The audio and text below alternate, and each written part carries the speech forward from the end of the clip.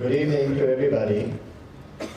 My heartfelt and profuse thanks to General Saab, Mr. Ranwaka, and all the other people who have bent over backwards to welcome me here with so much love and so much affection. May I take the liberty of requesting you to join me for 30 seconds of silence for the terrible tragedy that took place day before yesterday. For us, it's a huge loss because I believe people have asked me, do you write fiction? And I said no. And many publishers came to me and said, why don't you write a book on fiction? And I said, no, I don't, I won't. And they wanted to know why, and I said, the kind of life I've led, the kind of life that God has given me so far, is 10 times more exciting than any work of fiction. That is why they say fact is stranger than fiction. I have led a blessed life. God has been so kind to me that I spend all my time now feeling guilty that will I be able to repay Him? Will I be able to repay anybody? Today happens to be my late father's birthday. He died many years ago. And since this morning, I was feeling a little nostalgic until I walked in here, and suddenly my spirits have been lifted. I must tell you that about 40 years ago, a very young man, just like yourselves, boarded a train for a joyride. He just wanted to have a little ride, and he thought he'd get off the train and he'd go back home. It just so happened that the train picked up speed and he could not get off the train. It was moving too fast. And therefore, when he couldn't get off the train, he decided to make himself as comfortable as he possibly could. And that started a journey. When I was very young and I reached a stage where I finished my education and I had to start a career, I was completely lost. I didn't know what to do because I had started to do a little travel writing. Nobody knew what travel writing was. There were only 3 travel writers in India. And we were groping. We were just going step by step without knowing where we were going. And I found, much to my discomfort, that the moment I did something else, I wouldn't like it. I never knew at that time, 40 years ago, that I was hooked for life. I never knew at that time that I would spend my entire working life doing what I've done, which is travel writing. I must tell you, my very first overseas trip was to Sri Lanka in 1981. And we were 1,100 Indians who were going there for a convention. And I was the youngest travel journalist as part of that convention. And when we landed up in Colombo, there was no hotel room for me. So they said, you're the youngest, we don't know you, so we are taking you to another hotel, and it's called Mount Lavinia. Actually, that's a suburb of Colombo. And they put me up in a hotel which used to be the Viceregal Lodge. And I do remember I was so excited. My room was huge. There was a 4-poster bed, there was a high ceiling, the bathroom was huge, and I could look down on the beach. And I was extremely happy. It was my first night out of the country. I was dying to phone people and tell them that, hey guys, you know, I'm abroad. I'm not in India, I'm overseas. But back then there were no cell phones, and there were very, very few phones. In the morning when I was having breakfast, one of the managers came up to me and said, sir, were you comfortable in your room? And I said, yes, I was very comfortable, thank you. And then another manager came up to me and said, did you sleep well? Were you comfortable? And I said, yeah, I was very comfortable. And by then, I started to think that I was an extraordinary person. I thought, oh, you know, finally my personality is beginning to assert itself. And I sort of, you know, started literally bowing, thinking that I'm an exceptional human being. Now, when the general manager also came to me and said, were you comfortable last night? I really started to think that I'm a VIP at that very young age. And as we were leaving to get into the coach to go to the convention, the manager came and said, sir, I owe you an apology. we were very worried about you because the fact is that we put you up in a haunted room. And I said, why a haunted room? And they said, well, you see, we had no rooms because of the convention. You were already kicked out of your room in Colombo. We didn't want to do the same, so we put you up in this room which was haunted, and we were very, very worried about you. Anyway, that brought me crashing down. I realized it wasn't my personality after all. It was just the fact that they had put me up in a haunted room. Now the problem is the next night, I couldn't sleep a wink. I was terrified. I mean, I kept looking at the ceiling, I kept seeing shadows. Anyway, the next morning at breakfast, same thing happened. They said, were you okay? And I said, no, I was fine, but I couldn't sleep. And they said, oh, no, don't worry. Now, this has happened to me 5 or 6 times, where across the world, hotels have put me up in haunted rooms, and people, guests, pay 4 times the price to stay in haunted rooms. For example, they're very popular with honeymooning couples, I'm told. And it reached a point when I started to think that I'm quite an exceptional human being. And as an exceptional human being, I deserve to be put up in a haunted room or given VIP treatment, to the point that if they now put me up in an ordinary 5-star room, I feel very let down. But this is the kind of life that I started to lead. And the reason that I didn't lose my head and my feet were on the ground was thanks to my father and my mother. My father was an army officer, a very humble man. So was my grandfather.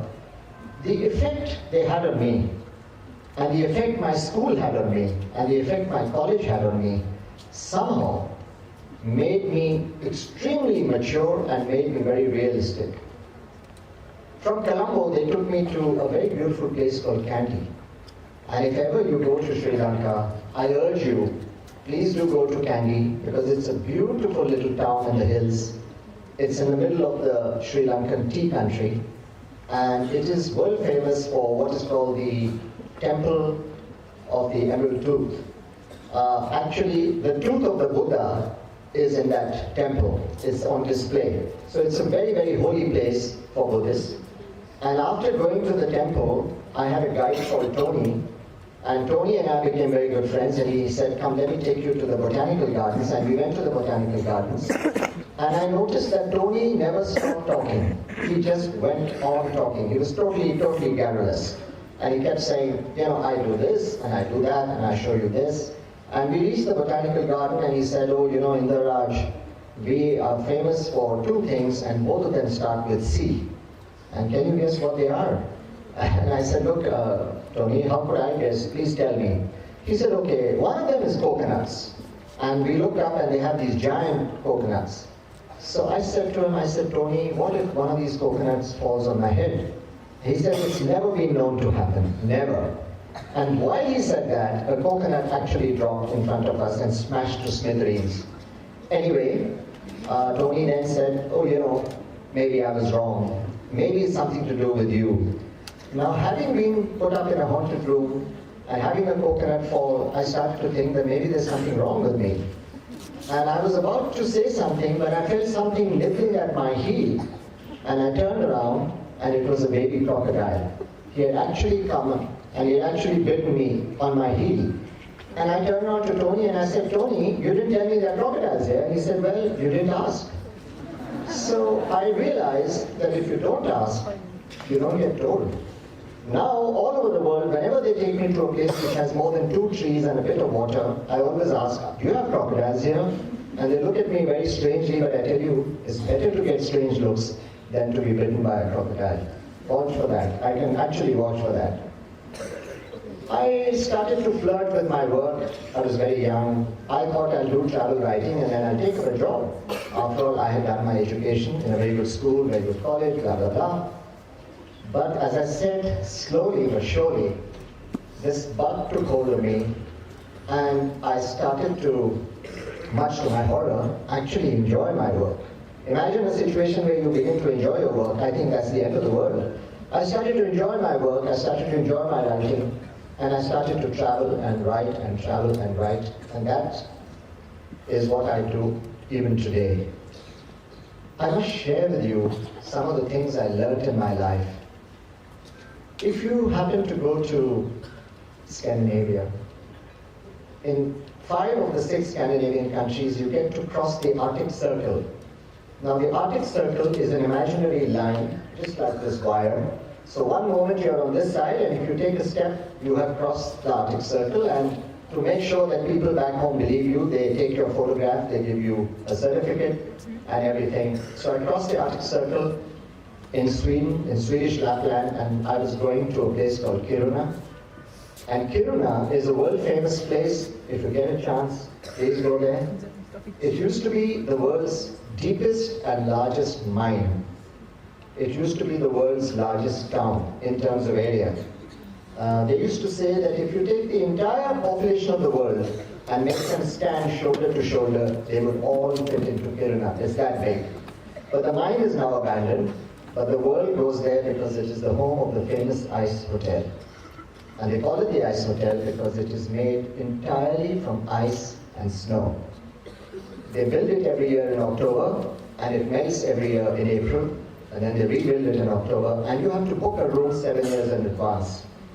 Now, when I went there with a group, I couldn't sleep at night because they have no heating. The bed is ice, the building is ice, it's a giant igloo, everything is made of ice. And the bed cover is a reindeer skin, and they turn you out, in a thermal kit. And I remember I couldn't sleep, so I decided to take a little walk around the ice hotel, and it was beautiful. It's a night which I can never, ever forget in my life. Because the moonlight was streaming in through the walls, and there was a sculpture exhibition on which I saw. Everybody else was sleeping. I stepped out of the ice hotel, and they have a church over there. I went into the church, and I said a few prayers. I say lots of prayers, by the way, because if anybody needs divine blessings, it's me. Believe me. So I never spared an opportunity to say a few extra prayers, and I said a prayer. Then I came out, and I went to sleep, and in the morning I met a gentleman who said that I'm a part-time priest of the church, and I'm a part-time barman.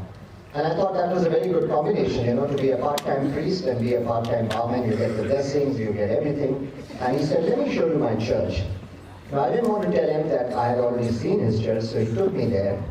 And I pretended that, it was my first visit, but actually I knew everything. And then he said to me that we have some things in this church which you will not find in any other church in the world. Now, the thing is, very interestingly, that if your name has the letter ICE in it, then in that church they marry you off for free.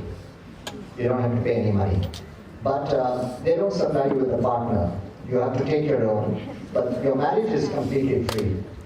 And my name didn't have the letters ICE, and neither was there anyone to marry, so I survived that one.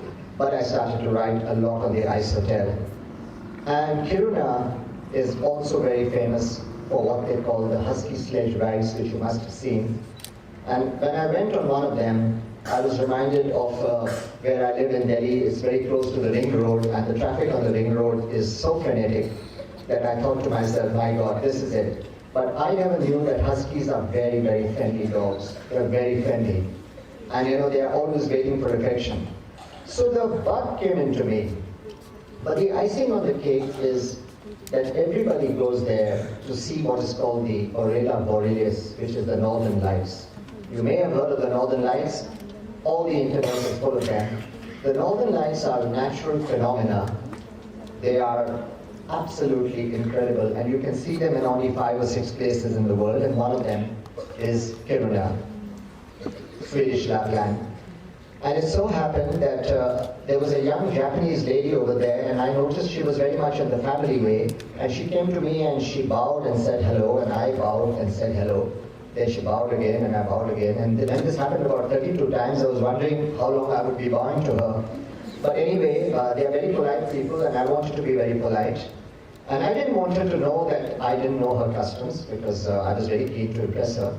And then she was joined by another lady who was also in the family way, and she also bowed at me. And finally, there were 6 of them, all together, all in the family way, and they had surrounded me, and they were smiling at me and talking to me. And I started to think once again, it's that personality of mine. Finally, that personality could not be suppressed. I almost looked around to see if there was a photographer, but there wasn't one. They're never around when you need them. Anyway, I was very keen to tell everybody that story back home, but unfortunately I met their tour leader, an elderly Japanese lady, and she said, I hope you didn't mind these ladies talking to you. I said, no, I didn't mind. Hardly any lady ever talks to me, but this was a pleasure. She said, actually, we have a custom in Japan that if a lady is expecting a baby, and she's very kind to a stranger, then the baby will be born very happy and very healthy. And believe me, they don't come stranger than you. Once again, I was brought crashing down from here to here.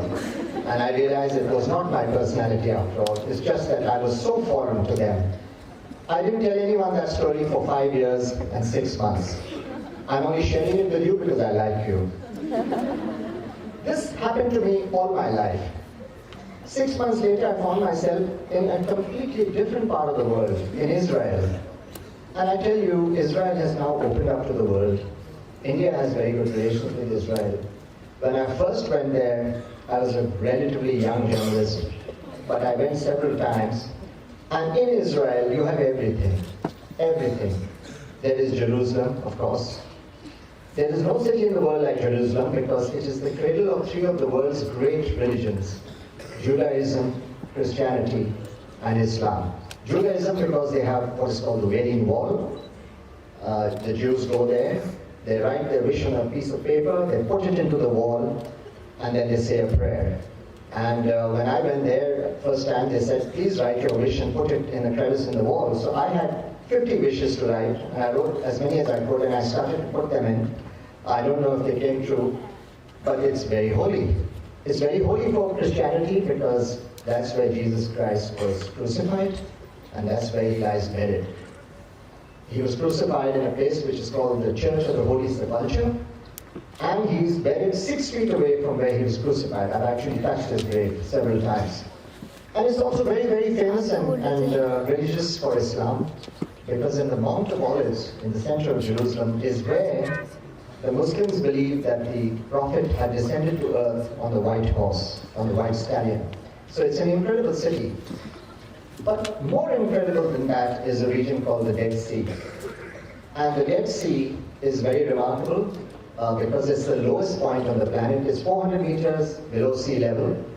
And the whole world goes there because you can't drown, you can't sink.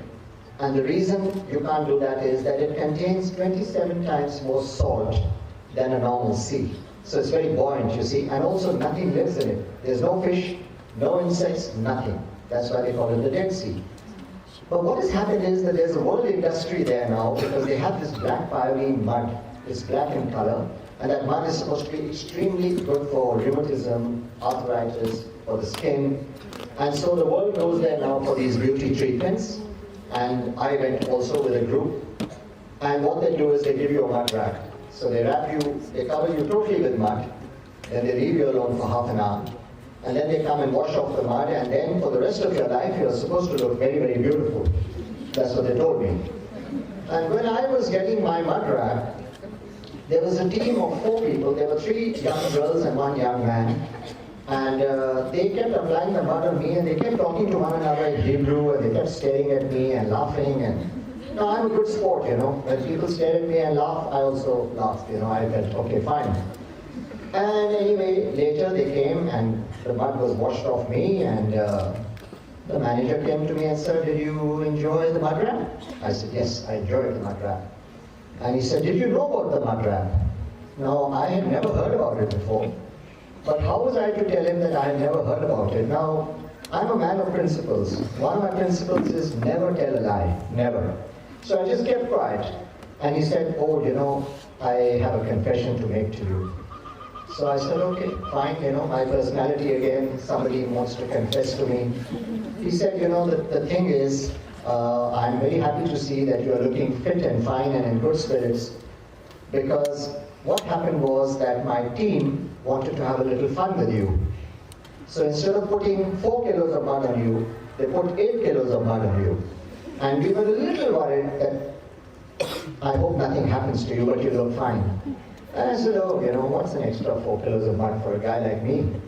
And later I said, Isaac, why did they do it? He said, you see, fact of the matter is that the girls were so thrilled to see you because they had never met a man whose hair was longer than theirs. And therefore, they wanted to have a little fun with you, but I hope you don't mind. And I said, no, I don't mind. Anyway, he said, as a gesture of our goodwill, here is a packet of black pyrene mud for you. And he gifted it to me.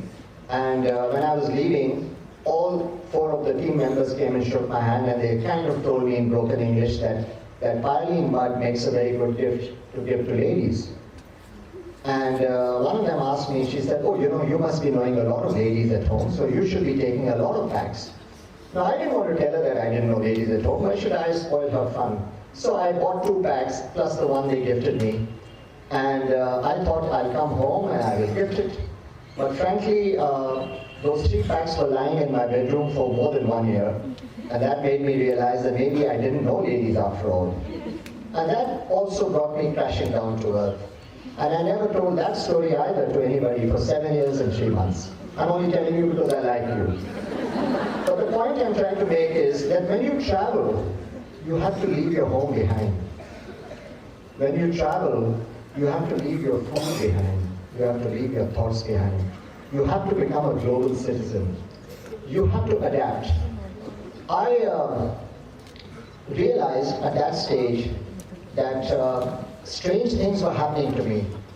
But I never realized that they were happening to me because of my physical appearance. Now you imagine a situation, let's say we are sitting in Canada or we are sitting in Iceland and you see a Sikh with a turban. You know, it's quite a culture shock for people. And on 100 occasions, I've been the only Sikh in a gathering of 2,000 delegates from around the world. So naturally, because of that, I used to get more attention. And I used to think that I was getting that attention because of my endearing, extraordinary personality, but actually it was just the turban. And that is why I put the title of my second book, Travels with My Turban. Because wherever I went, I got a lot of love. And that's what made me realize that you cannot wait for the world to come to you. Especially at your age, I would urge all of you, you go to the world. You take the first step. I took many steps, and I had very good times. And I'm very fond of wildlife. I'm very fond of Africa. I remember when I went to South Africa, they took me to Kruger National Park. And to make a long story short, we got charged by a lioness. Now, it's one thing to see a pack of lions on TV in National Geographic, but it's quite another thing when you see them in the wild. And that lioness started to follow our vehicle. I was the guy seated right at the end, so if she had actually charged, I would have been the first casualty, but fortunately we got away. A year later, I went to Namibia, which is the most beautiful country I have seen in my life, because they have spectacular scenery. Highest sand dunes in the world, 400 meters high, right next to beaches which are 300 kilometers long. You don't see a single human being. Absolutely fabulous. Over there they have a place called the Etosha National Park, which is arguably the finest wilderness area in the world. Absolutely stunning wildlife. So happened that we made a mistake and we were charged by an elephant. Now, if you see an elephant in a Tarzan movie, it looks very different. If you see an elephant in the wild, believe me, they look very different. They're very big, they're very strong, and they have a very deadly memory. But we got away again. And somehow, a few months after that, I happened to be in Royal Chitwan Park in Nepal, and my elephant was charged by a rhinoceros. So when this happened to me, I happened to be seated next to a lady on a flight from London to New York, and I said, Madam, I am so-and-so, and I'm short of saying that I'm God or whatever, I think I showed off a little bit. And I said, she said, do you go on safaris? I said, oh yeah, I go on lots of safaris. And I was charged by a lioness in Kruger National Park. I was charged by an elephant in Etosha.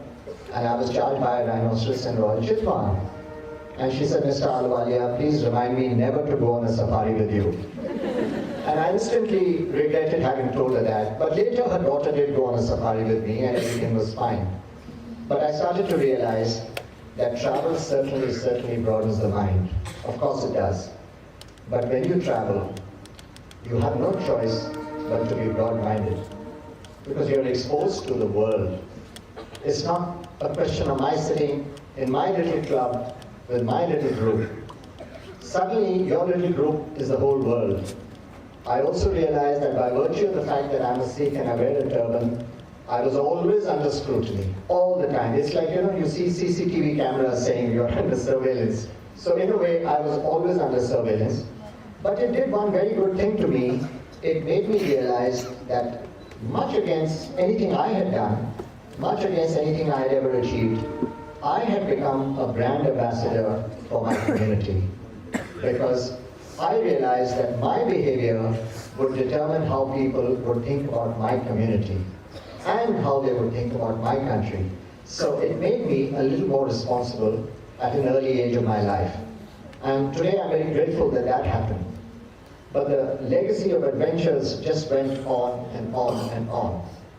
If you ever go to Australia, please don't miss the chance of going to a place called the Blue Mountains, which is right next to Sydney. It's only 1 hour's drive from Sydney, and it's arguably the most beautiful place you can ever see in your life. And everybody says these days the world is getting smaller. I don't agree. I think the world is getting larger. Because if it was getting smaller, how would you explain the fact that in the Blue Mountains, they stumbled on a clump of 40 trees, which they have now discovered are 1 million years old. 40 trees have survived 1 million years, and they're growing there. They're called the Wollemi pines, and they were discovered by accident. If the world was getting smaller, as the word says, then how do you explain the fact that the southern right whale, which comes to the Bay of Hermanus in South Africa, they jump out of the water almost as if they are posing for a photograph. Can you imagine a 90-foot whale jumping out of the water, staying suspended for a second, and then going back into the water so that you can take photographs? I think the world is getting bigger. I mean, how would you explain that in South Africa, they just found a fish which has wings? It was lying dead, and when they conducted experiments, they feel that it goes back to the age of the legendary flying fish, which is of the age of the dinosaurs. So the world, I think, is not getting smaller, it's getting bigger. Maybe it's getting more complicated, but it's certainly getting bigger, it's getting very exciting, it's wonderful. If you happen to go to New Zealand, the original settlers of New Zealand were the Maori people. The Maoris actually used to live on an island, and they had to abandon their home because they had no drinking water, so they were dying. And they got into these dugout canoes and they started sailing out. They had no idea where they were going. And out of the 3,000 who set out, only 200 survived. The rest were eaten by sharks because they would row through the night, they would rest through the day, and while they were resting, they would fall asleep and the sharks would come and get them.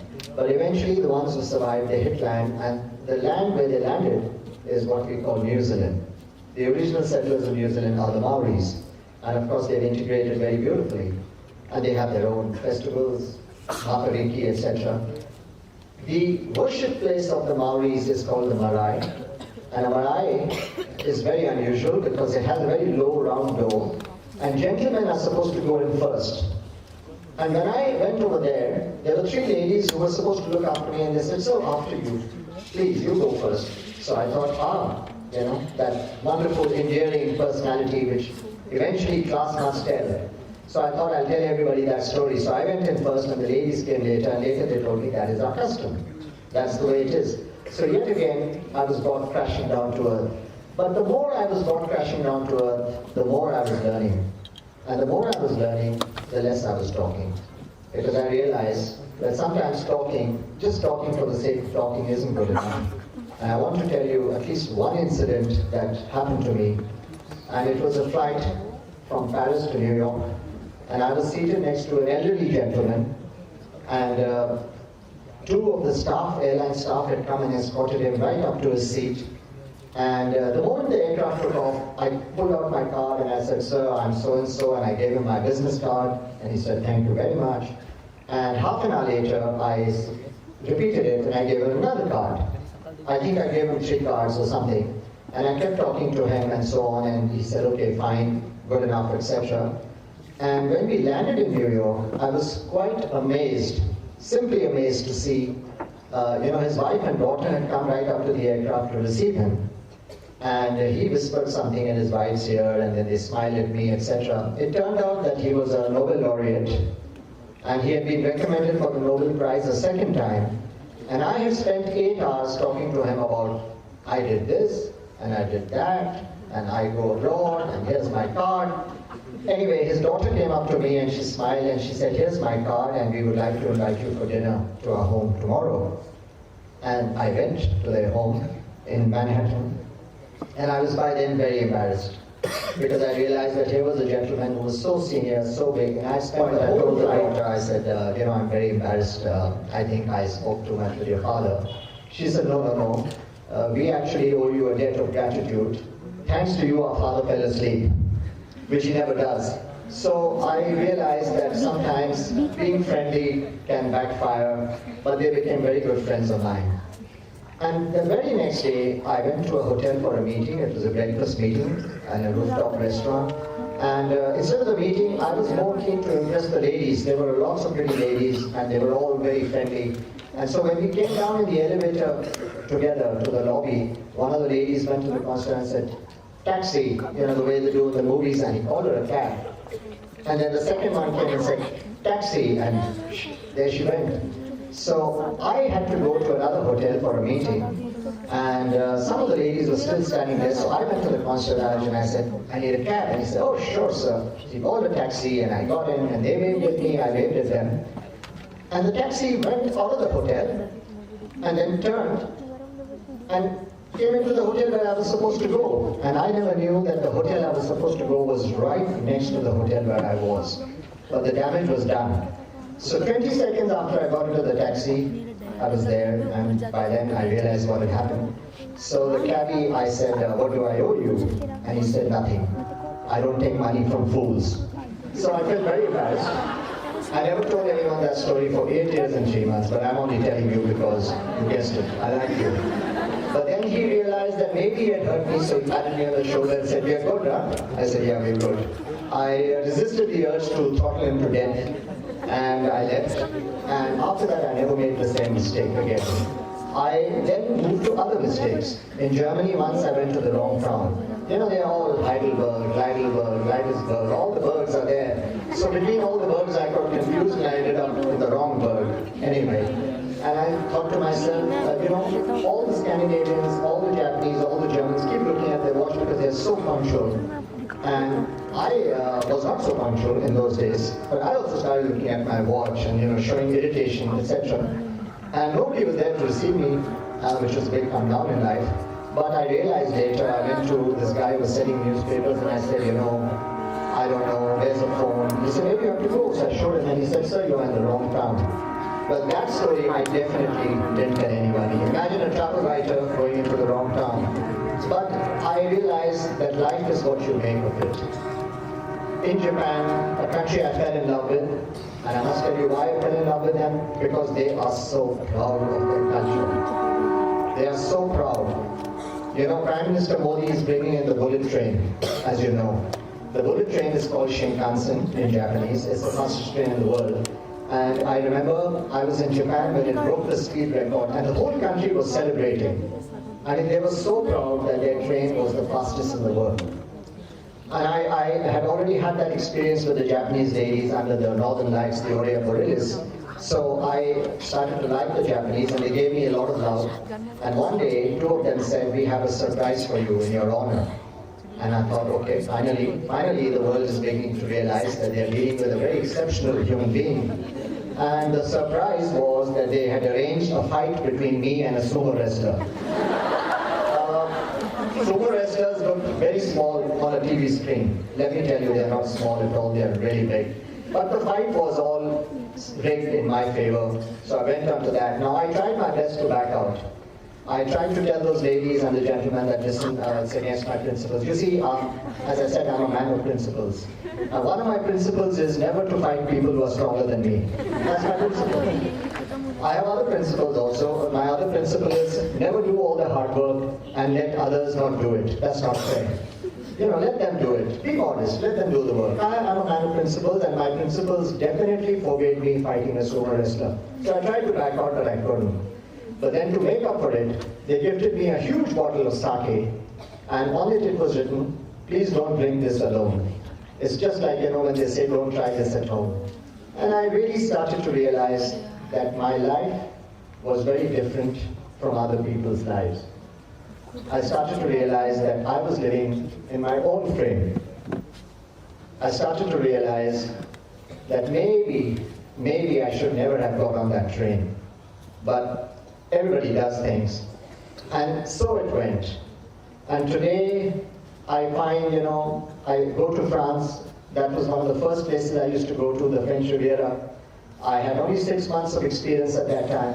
But I went to the French Riviera because people said the rich and the famous go there. So I went there without being rich or famous. I'm not rich or famous even today, but that's besides the point. Now, if you go to the French Riviera, Cannes is very good, Nice is very good, but there is this place called Saint-Tropez. And in Saint-Tropez is where the famous Brigitte Bardot lives. She was a very glamorous actress, and there's a cafe there called the Sénéquier, and she goes there every day for tea. So they told me, why don't you go there and you'll meet Brigitte Bardot. So I went there, but she didn't come that day. However, I made friends with the manager, and that was very good. So life has gone very quickly. I'm very, very terrified at the fact that 40 years have gone with me as a travel writer. It's almost very, very scary. And I must end by telling you that 10 years ago I started writing books. My first book is called Meet Me at the Border. When I wrote this book, the amount of advice I got on the title could actually justify a book by itself. Somebody said, why meet me at the border? Why not say avoid me at the border? Somebody said, which border? Anyway, I stuck to my title, and now all of them turned around and said it's a wonderful title. My second book is called Travels with My Turban, and I got a lot of advice, and people said, no, you call it The Turban Traveler. Or you just call it The Turban. Anyway, I stuck to my title, and all of them said it's a wonderful title.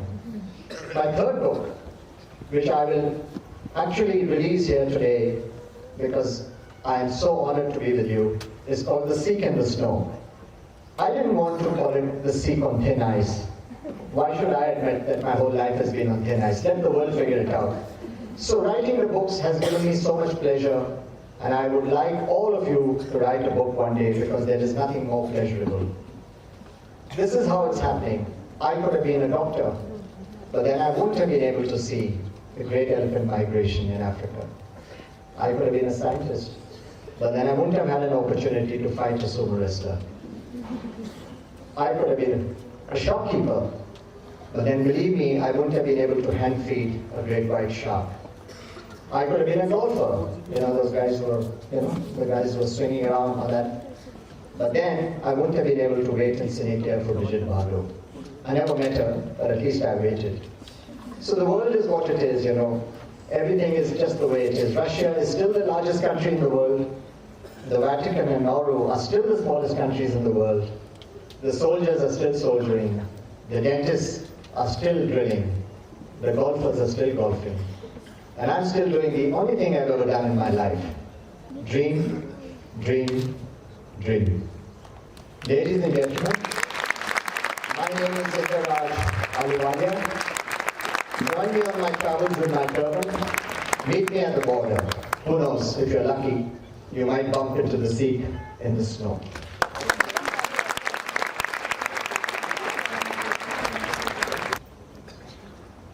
He had opened up an Achilles heel. That as an old boy, he tried to compare his batch with mine, his gang of friends, not understanding that मैं अकेला ही काफी हूँ. But today, Mr. Indira Galuwalia has got all his flanks covered. He left no chink in the armor. And as you saw, not only is widely traveled, but he's a great raconteur. He has felicity in delivering his speech, clarity in his thoughts, and very precise in his choice of words. I think these are all things that young people like you should pick up and aspire to be. Whether you travel, whether you do anything else, whether you're a miner in drilling or a dentist in drilling, you must be able to communicate clearly, simply, and in a manner that the audience loves to hear it. I think he fulfilled all those requirements. I don't know if this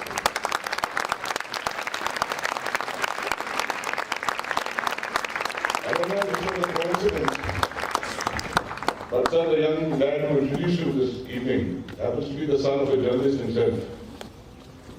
Though, of course, a better claim to fame is also the son of an old guy. Raise your hand, man. Which is the better one? Son of old boy or son of journalist? You may leave. After so many years, you haven't understood?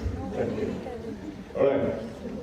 Now, many of you have had the opportunity to travel around the world, either with school-related activities or with your families.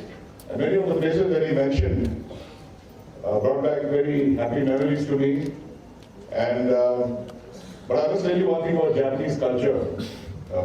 When I was there many years ago, I had to travel from Tokyo to Hiroshima, and they had booked me on a flight.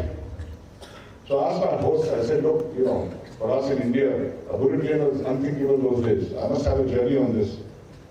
So they said, sir, if you don't mind, our people who are hosting you, they said, ROD budget only allows you to go by a flight, not by a train. Now imagine 20 years ago, if you're an Indian, would you imagine that a train ride is costlier than a flight? It was unthinkable for me. So I asked him, I said, why is that so? So, you know how Japanese are, they're very polite, and many of them are not so good at English. But essentially what he told me was, in a nutshell, he said, Shinkansen runs on time. That was a reflection of the culture. They valued punctuality so much that traveling on the bullet train was far more expensive because they said flights are prone to weather conditions and various other things. So we are not sure whether you'll be able to make it for your meeting on time. So the bullet train is what it is. And there are many people in Japan who commute in the morning on the bullet train, go attend the meeting and are back in Tokyo by evening. Much like that, he has said many things today from which we can learn, and some of life's lessons that you may learn. I'll only recount one or two, because the longer I stay on stage, the worse I make myself appear in comparison to his delivery. First, life lesson. If you don't travel, the world will not open up and come to you on its own. You need to reach out and see the world. Travel is essential. Travel is part of education. Travel is not leisure or hobby time or free time. Travel is full-time education. Whether you travel in India or you travel anywhere else. Number two, our school vision wants you to become global leaders. If you haven't been around the globe or known about the globe or known about different cultures and perspectives, you will never ever succeed. Yesterday you had Mr. Kapoor telling you about what is the German way of working, what is the Japanese way of working. And you will realize then that if we have to be the leaders of the world tomorrow, we must fully understand how other cultures work. What may be very polite in one society may be very offensive in another society. When you do business, if you say certain things to some people, it may be misconstrued. But above all, please understand that the world is looking at us because nowhere else in the world, in one country, do they have as much diversity of every type that you can think of, from terrain to language to food to anything. So we are a great country. The more we reach out, the more people will come to us, and which is why we encourage all the exchanges. And of course, sir, the places you mentioned, except these guys are too young, and even if they have ice in their name, they're not going to go and get married in Kiruna. But barring that, I think many of these guys have been to Japan, and they're heading to Japan, some of them this summer. Many of the girls have been to Japan, I know, South Africa, Australia, France, you name it, and you guys have been around. Anybody who can tell me what's the name of the famous Maori dance? The one which you might have seen at rugby matches. I wanted present boys to answer, not old boys. But remember, it takes you 30 years after you leave school to know the answer. Anybody else who knows whether Mr. Akash Pradhan gave the right or wrong answer? Should we ask him to show us what it is so that we know what he's saying?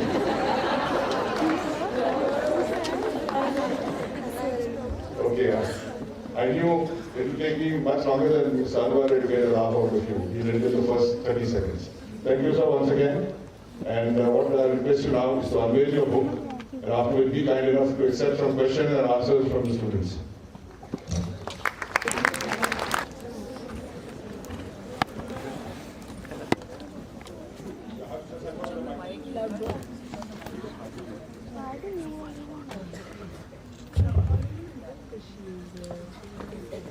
Good evening, sir. I'm Shilpa, and my question to you is that if that young boy in the chain was really you, where did it take you, quite literally and metaphorically? I'm sorry, can you just repeat that, please? If that young boy on the train were really you, then where did it take you, literally and quite metaphorically as well? Okay, first of all, I like that question.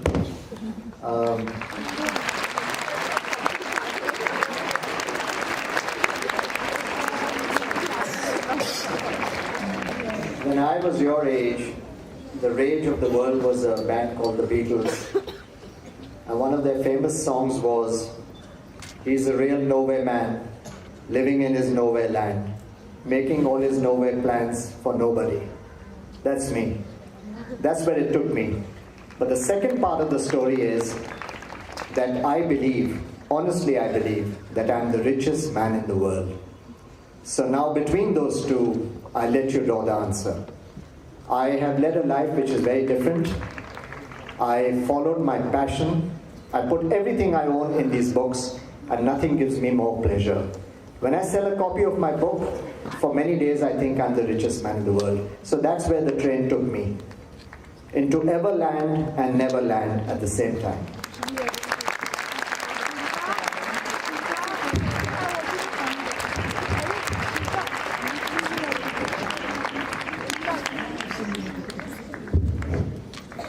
So my basic question is that you've chosen such a comfortable passion. So what are your regrets in life?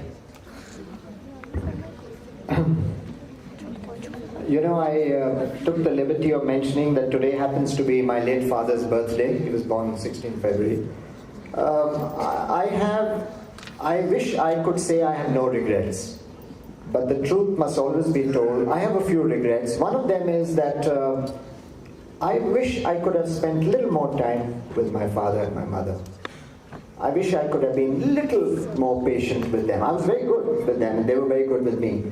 But I wish now in hindsight that I had given them more, because I never realized till they died that being with them was like gold.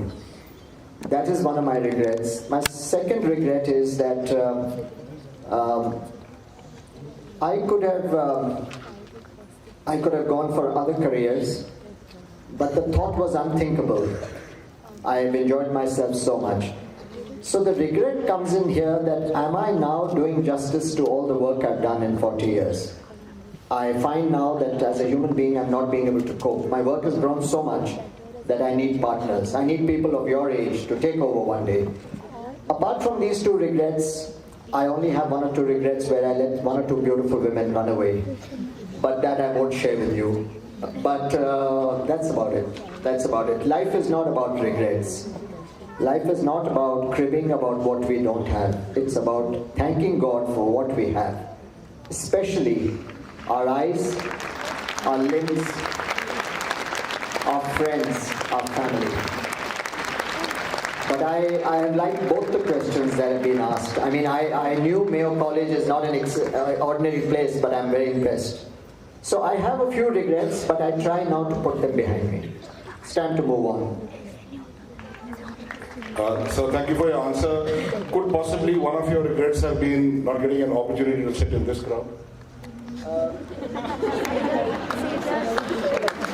You know, what can I say? The temperature is dropping and the questions are getting more and more intelligent and difficult.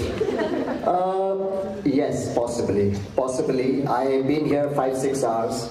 in this wonderful guest room. And I do believe, this is the first time I've come here, I do believe that it's what I call rare and special times. This fits into that. It's a very, very good feeling. So now that you mention it, maybe it could be, but it's happened. It's the past. I would now encourage others to actually take the lead. Okay, Abhishek, we got your basic question. If time permits, I'll come back for your advanced question later. Yeah, there, you talk. Good evening, sir. I'm Krishna Singh Rathod. My question to you is, what inspired you to become an author? You want the PR version or the real truthful version?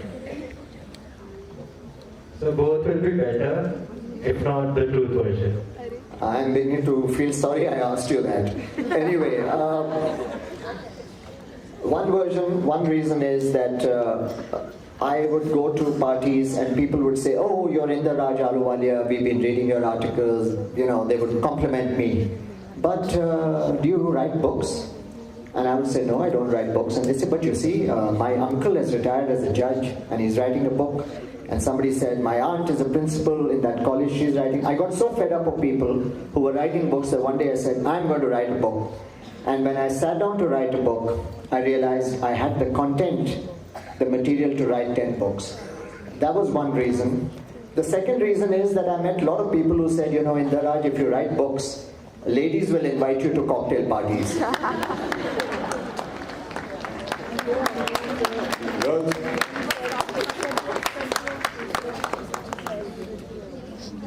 Okay, not girls, since he's been harping on this. Young ladies, come. No? Okay, the guy sitting between the girls, yeah, come. Good evening, sir. My question for you is, what qualities do you admire?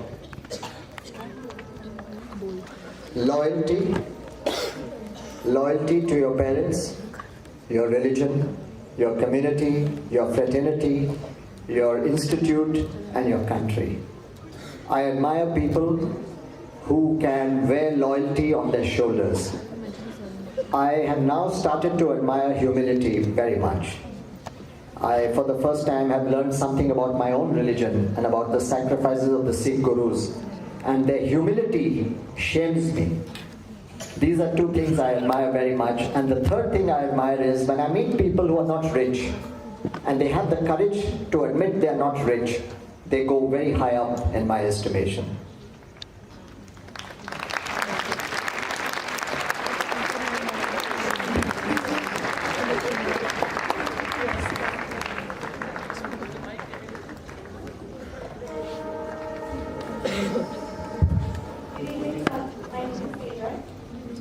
I wanted to ask that what were the first reviews that you got for the first book that you wrote?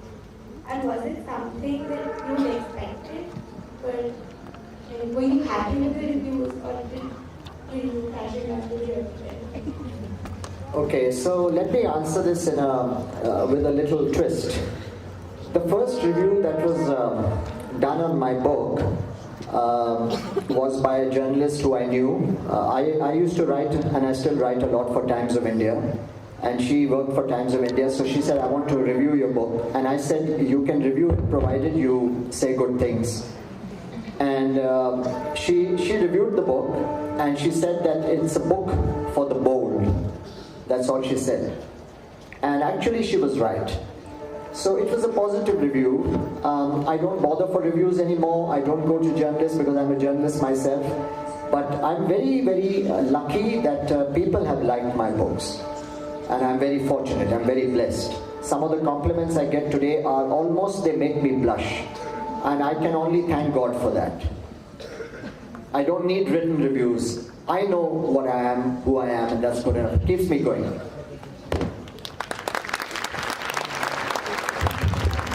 Yeah, somebody here, some young guy raised his hand. Come out, yeah? Yeah. Get a mic, give out your name. Unless you don't need a mic, you can speak like you speak in the dorm.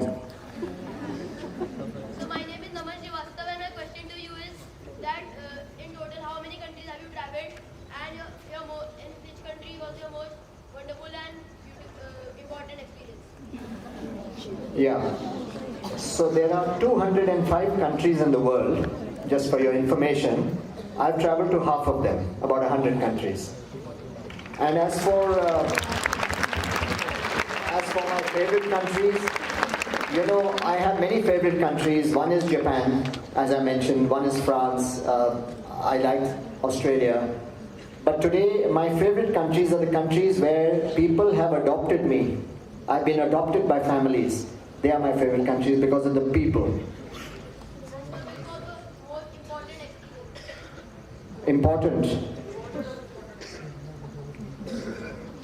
Important or? Yeah, what you have become today, what is the main motivation of the country?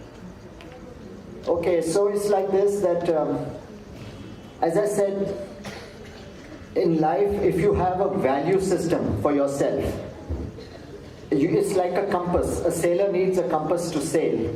A human being needs a value system so that he can have confidence in himself. So some countries have value systems ingrained in them from the time they are 3 years old. For example, even America, the United States, has a huge value system. In everything they say, in God we trust. So I like countries which inculcate in their young people a value system, and I like countries where they are fiercely loyal. Loyalty means a lot to me because if you abandon your own, you're lost.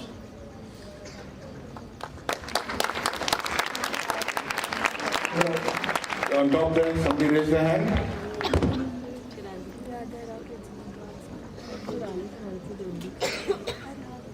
Or is that the haunted row? Any of the girls that side want to ask? Yes, would you like to ask a question? Good evening, sir. My question to you is that if you were to relive a moment that has happened in your journey of travel journalism, what would it be?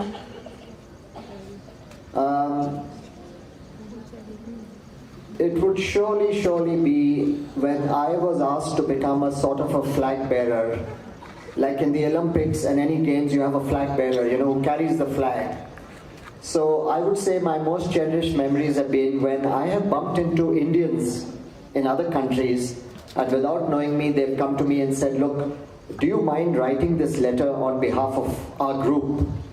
Because you're an Indian, we can ask you. And I've gone out of my way to do it because I felt that they are from my country, I'm from their country. So that happens to me all the time, you know.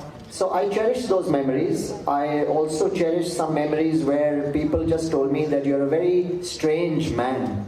And they never told me why they thought I was strange. But there's something about you, you know, so we'll become friends. So I cherish that. I don't mind being called strange if they become my friends. So I have lots of things I cherish, actually.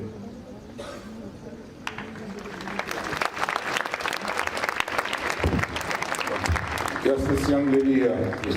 Yeah. Oh, yeah, where's the mic? Okay, like that young boy, maybe you can try with your loud. Good evening, sir. Good stage throw, boys. Considering that you've traveled all across the globe and alone, do you think it has helped you? Do you think it has helped you shape as a better individual? One second, please. We'll just get you a mic. 1 second. Do introduce yourself and then ask the question.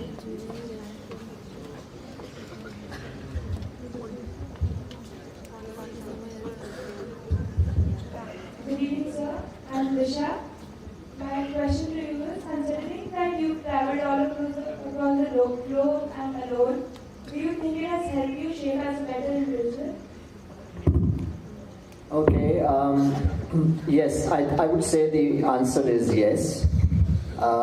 When you travel outside your country, and especially when you're alone, one thing happens for sure, that you grow up very quickly. So I grew up very quickly because I had no choice. I had to. Also, I was exposed to so much wonder.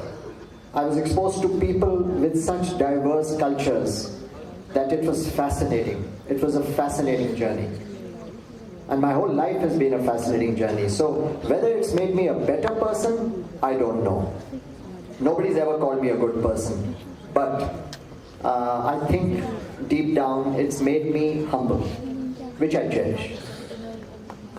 My humility comes from my travels.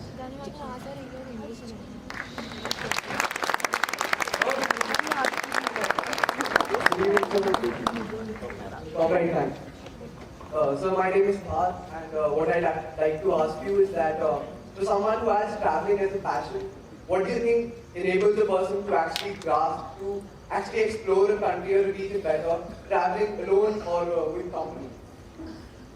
It doesn't matter whether you're alone or you're with a group. What matters is, are you willing to leave the group at a certain point of time and go and experiment the real thing? So if I've come to Ajmer, do I have the energy to go exploring it? Or will I just read a brochure and go back to Delhi and say I've been? So I think the ability to understand a destination is to mingle with the locals. The moment you do that, you come to know exactly who they are, and that's what makes the world very interesting. Every country has difference in cuisine, difference in dresses, difference in religion, and that makes the world quite interesting. Well,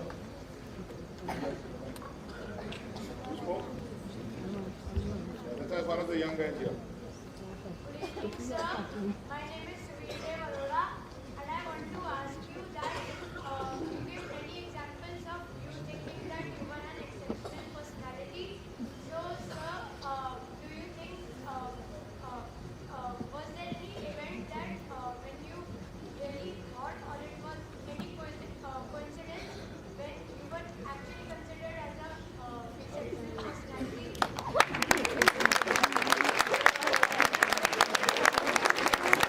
Tell me, who asked you to ask me this question? Okay, I wish I could say there have been hundreds of occasions, but the very fact that I'm still thinking of one should tell you. No, I have, I've had a very good life, as I said, up to now. In France, for example, I've had people asking me if they could book a seat to watch me tie a turban, and how much they would have to pay to watch me tie a turban.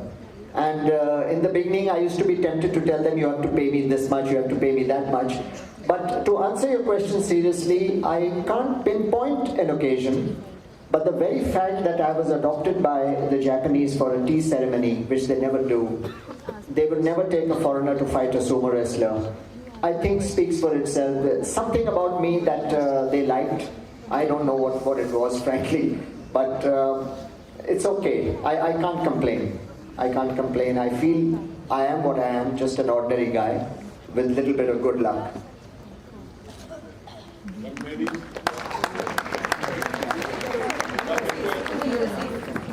Hello, my name is Iman.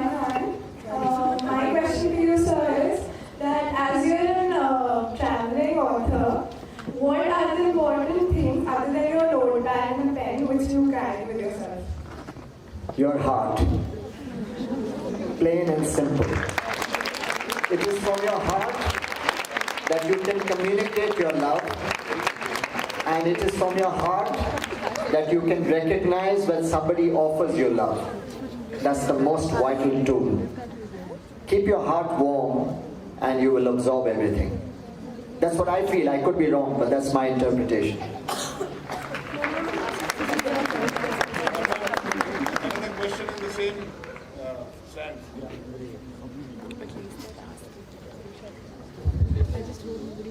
Good evening, sir. My name is Chirag and I'm from 6th grade. The thing which I would like to ask you is whether you would like to wrestle a sumo wrestler or would you like to be charged by a lioness? Tell me,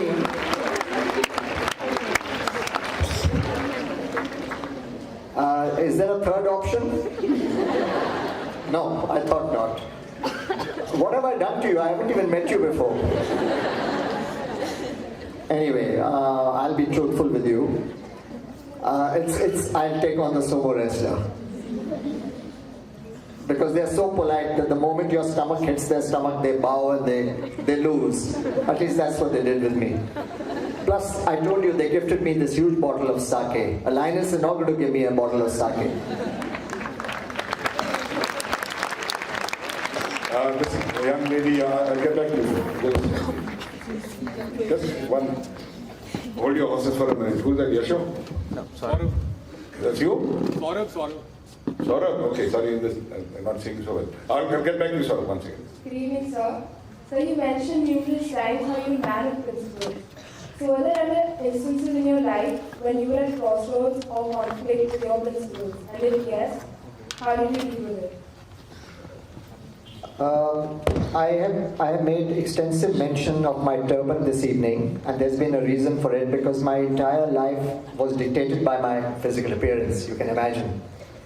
On several occasions in other countries, people thought I was a king, I was a Maharaja. And as I said, I'm a man of principles and I don't like to tell lies. But I tell you, it's wonderful to be mistaken for a Maharaja in front of beautiful women and dignitaries. And I then devised a beautiful principle. I wouldn't say anything, I would just keep quiet, and they would think, not only am I a Maharaja, but I'm a big-time Maharaja. And one day in New York, I was giving a talk in Columbia University, and everybody thought that, and finally my conscience started to prick me. You know, a conscience is a terrible thing in life.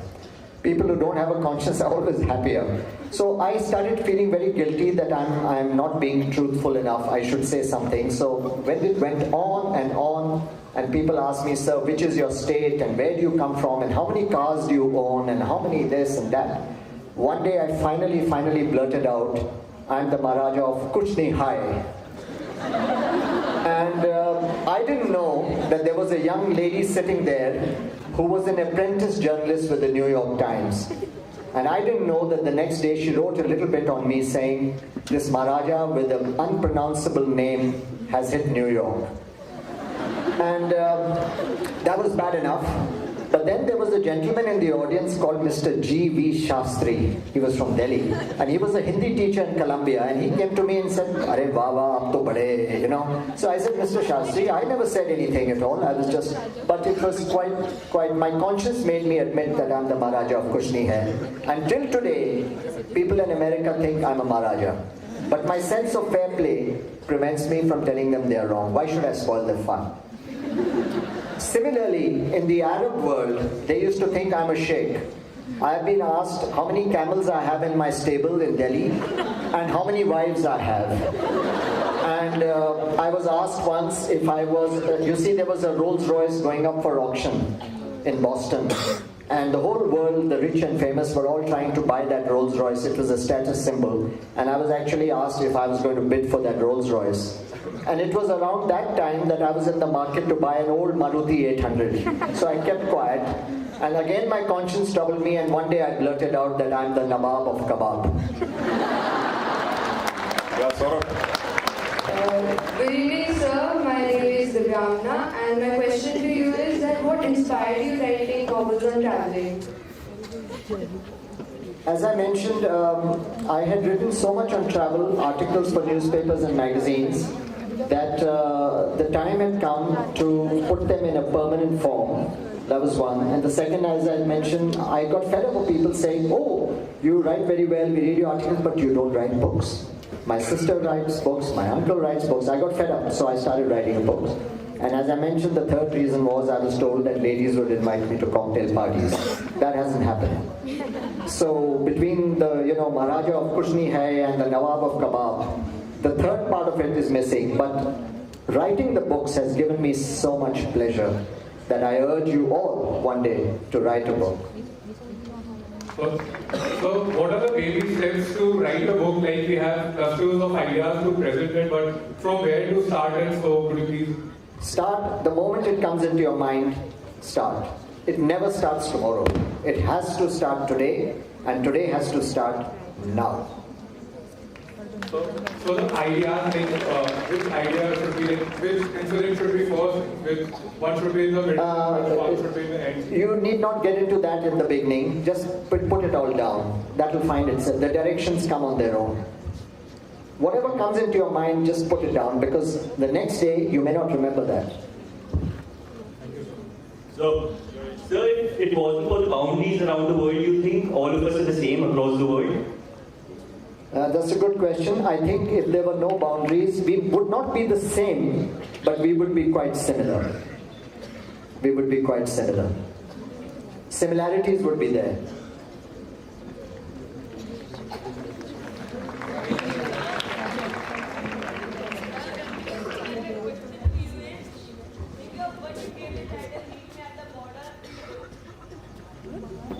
Sorry, why did I give the title? You know, it's just, it appealed to me. And I thought of the title first before I wrote the book. And the border is meant to be a nebulous, invisible border. What I'm trying to convey through the book is that there are no borders. So that was my inner thought.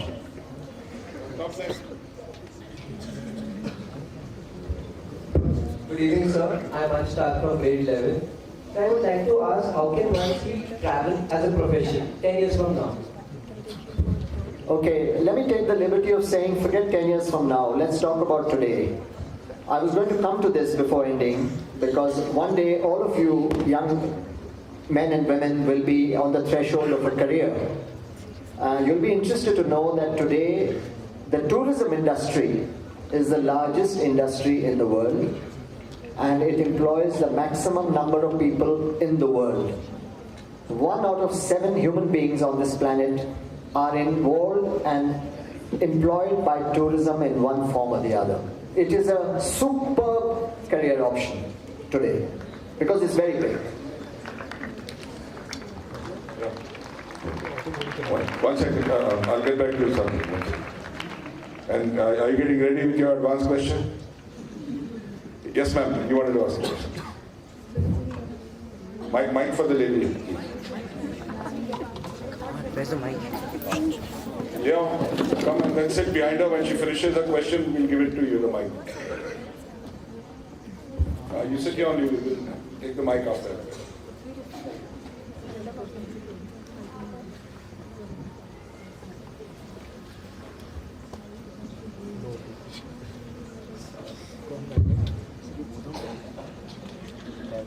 So I have one question which perhaps I thought would like to have asked you. Can you hear me? Yeah. Okay. So with 40 years of traveling that you've done, and 3 books, geography, and many more books to come, what is the message that you have for all of us here? I mean, is there some sort of guidance that you can give us, because you've traveled all over the world, not only within India, and you spent so many years of your life not only traveling, interacting with different people, seeing different cultures. So, do you have a message for all of us here? Yes, I do. There is only one thing that matters in life, and that is the ability to sit down and dream. There is no harm in dreaming, and it is better to die with shattered dreams than not to have dreamed at all. That would be a wasted life. So dream. Think big, dream big. Remember, you didn't create yourself, God created you, so God, leave it to Him. You dream, He will put it into action. And the second part of my answer is that there obviously must be something wrong with me, because as I said, I have not made money in my life because of the nature of my writing. It was all traveling, freelancing. But yet I feel I'm the richest man in the world. So either there's something very wrong with me, or there's something very right with me. I don't think I will ever come to know. I honestly don't know. But you have to dream. You have to get out of the box and follow your passion. That's what I'm trying to do. Did you ever venture out trying with running blogs or reaching out to the audience through the electronic media? That is my first question. And the second one, what do you think about the negative journalism?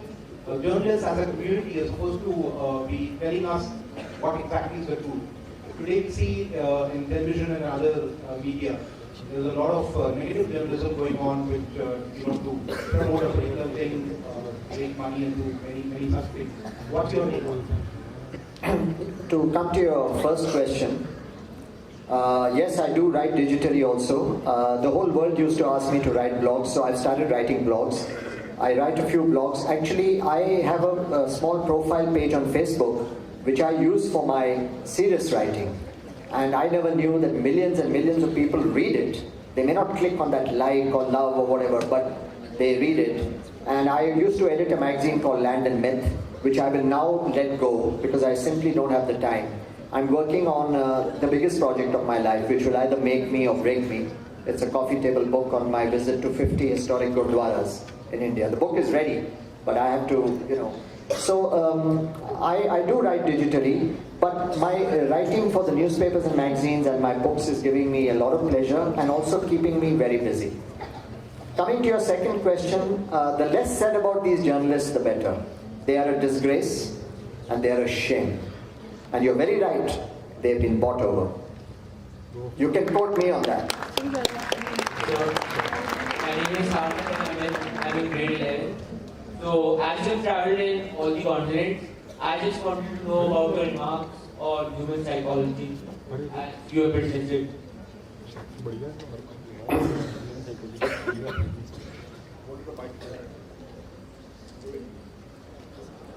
Yeah. So, as you've traveled in all the continents, I wanted to know about your remarks on human nature. Okay, it's like this. I don't think I qualified to be an expert on the human species, but my reading is that human, we are very fickle. We are a superior race. That's why we rule the world. We rule the animals.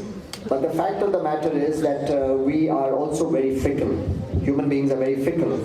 And if you accept the fact that human beings are fickle, then you forgive people many, many things. Sometimes somebody says something very bad to you, and you get very angry, you get very hurt, you get upset.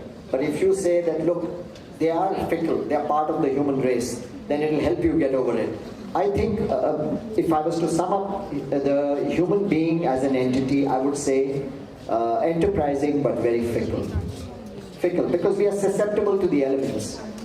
We are always talking about the cold, the heat, rising costs, the government doesn't do this. We never thought that we are supposed to do something. That's why I feel we are very fickle. We like to pass the blame. Okay, I'm going to take the last two questions. One, the lady already has the mic here. And on this side, okay, you will get that chance. You guys have to wait. Okay, come.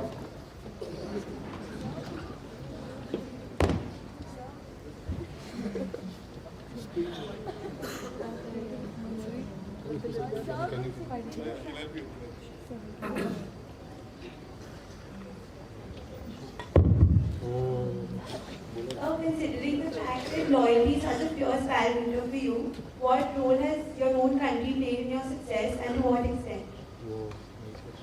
Okay, let me put it this way. I'll answer your question with a little deviation.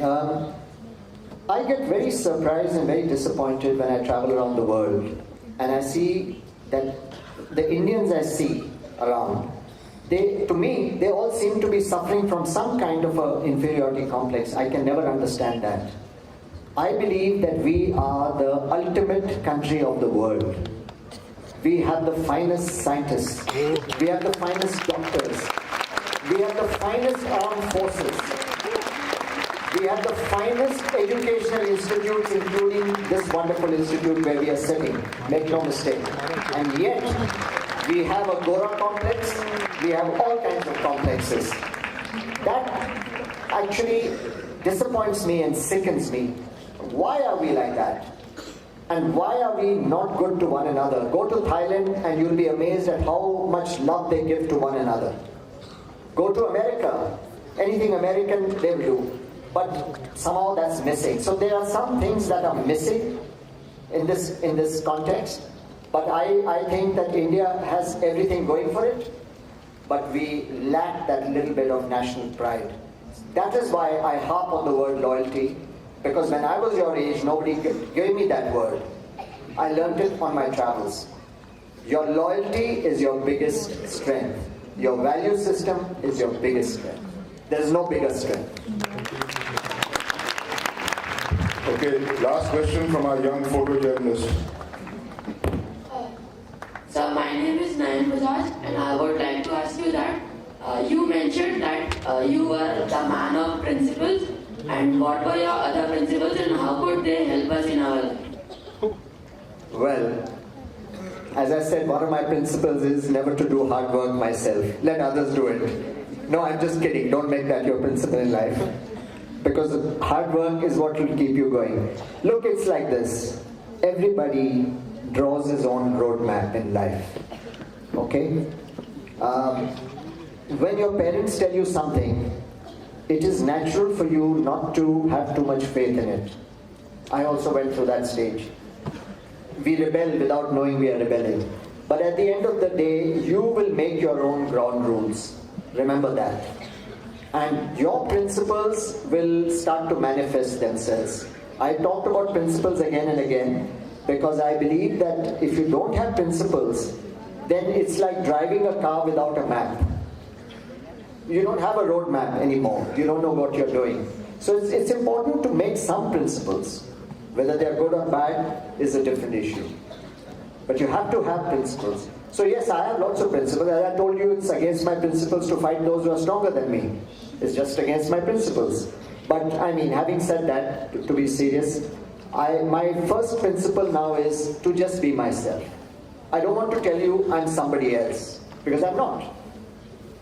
But if I tell you I am who I am, you may not be impressed by me, but at least I'll be at peace. So that's one principle that I would love you all to imbibe. Always be yourself. Never try to be someone else. It doesn't work. And remember, you may be better than the other guy. So it's a tricky question, but I think it's good to have some principles. Right, may I request all of you to join me in expressing our appreciation for Mr. Ahluwalia, and then Bhavya, you can continue on.